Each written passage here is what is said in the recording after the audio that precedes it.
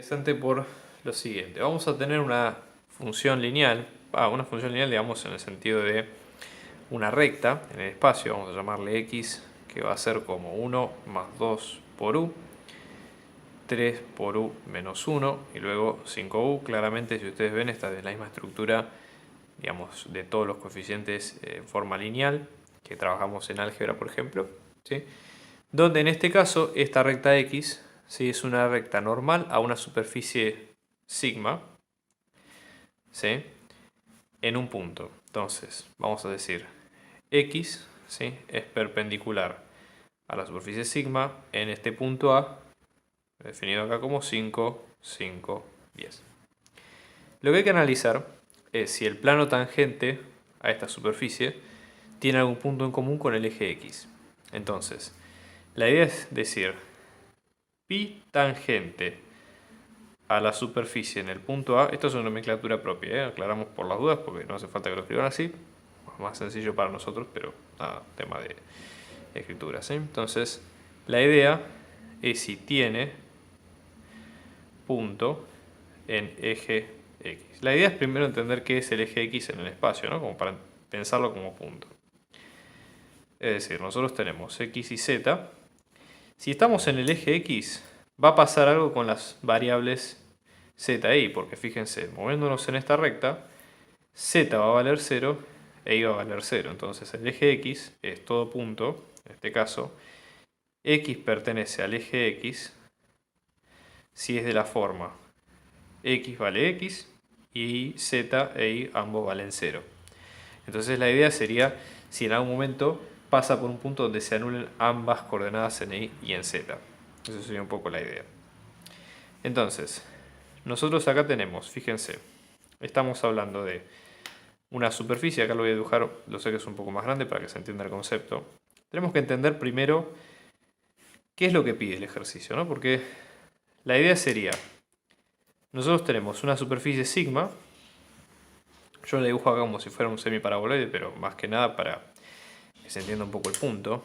Acá tenemos un punto A, esto es representativo, ¿sí? El punto A obviamente está más centrado, pero para que se vea la idea. Y tenemos una recta normal a esa superficie, que la vamos a dibujar, supongamos, yo la voy a dibujar acá en negro, ¿sí?, que pasa por este punto.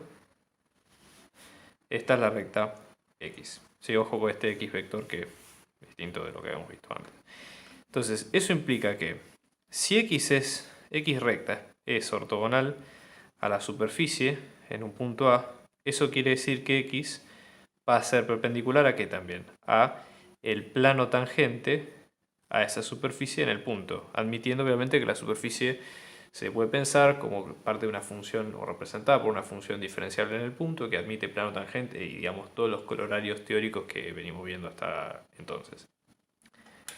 Entonces, en este caso, si hay un plano tangente, va a pasar lo mismo que en el caso anterior, ¿sí?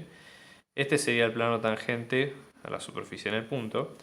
Por ende, si se da esta situación, eso implica que la recta va a ser perpendicular al plano tangente, ya lo habíamos puesto, ¿no? Pero esto también indica que si el plano tangente se puede pensar como la normal por x menos un punto igual a 0, fórmula clásica de álgebra, y x recta se puede pensar como un escalar por un vector más un punto, que de hecho está puesto en forma implícita acá, eso se puede pensar que el vector director de la recta va a ser paralelo al vector de la normal del plano, y es más, hasta podríamos tomar el mismo si quisiéramos.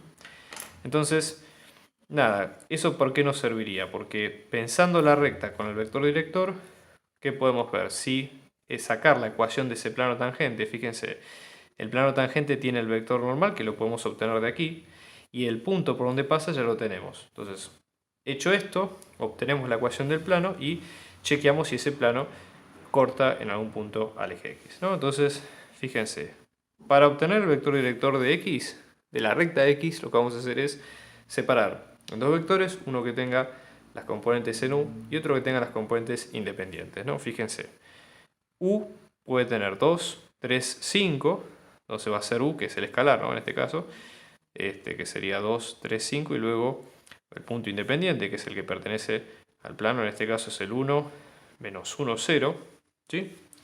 Y después, esto mismo, es el vector normal del plano.